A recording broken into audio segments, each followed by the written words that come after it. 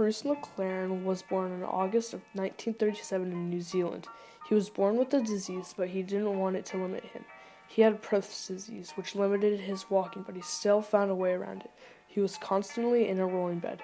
He was always trying to find ways to participate in what he loved. Bruce McLaren's racing career started in 1952 when, at the age of 14, he raced his Austin Ulster up a hill climb.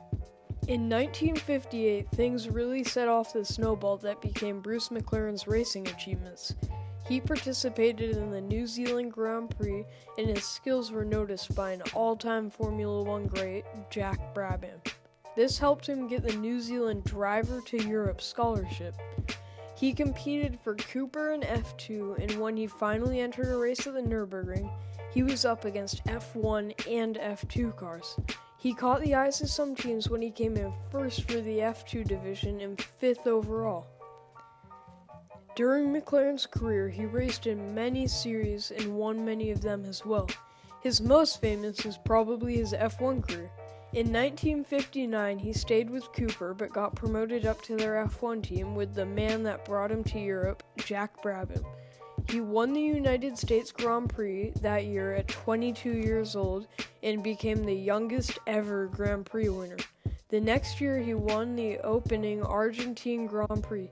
He finished second overall in the 1960 season and third overall in the 1962 season with a win at Monaco. In 1963, McLaren founded Bruce McLaren Motor Racing, which still races in Formula One to this day. Even though he now had his own team, he continued to race with Cooper until 1965. The next year, he raced for his own team with a fellow New Zealander named Chris Amon.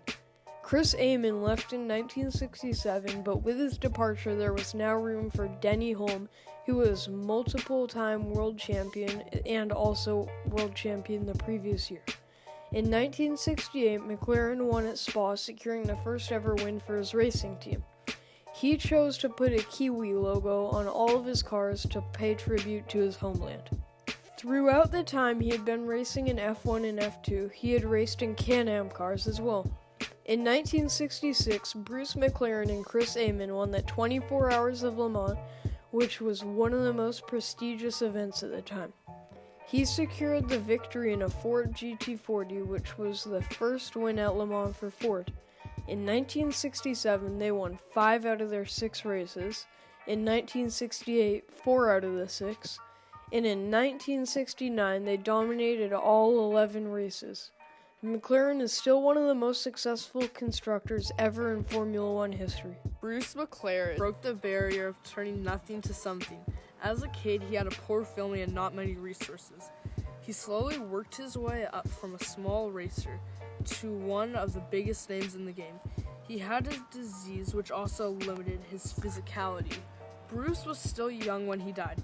He died testing a Can-Am car for his own brand in 1970. He didn't make a turn and went off the track. It all went up in flames.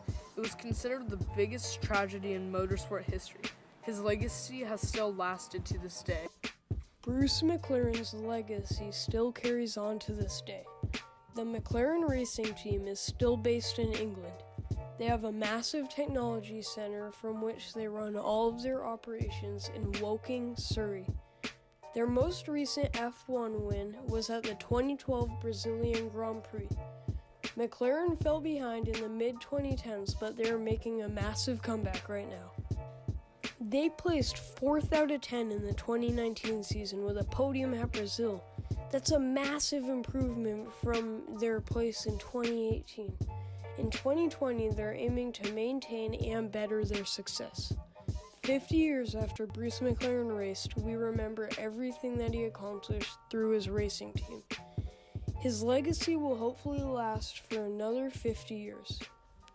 McLaren has one of the largest legacies of anybody in the automotive industry. He has won so many iconic races like the 1966 Le Mans. The McLaren Racing Company has won 182 races in Formula One, which is second most only to Ferrari.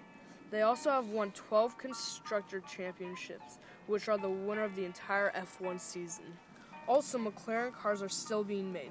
His cars are considered some of the best in the industry. Some of their cars are constantly winning GT racing and in other events. They compete against a lot of big brand names like Ford, who mass produce, and they still win a lot of the time. Bruce McLaren was an amazing influence on the world. He forged a path for himself to excellence and a new way in driving, but he also made headway for others to pursue their dreams and be able to make them reality. His career was one of the best, and it was a shock to the whole racing community when he died. That was the life of Bruce Leslie McLaren.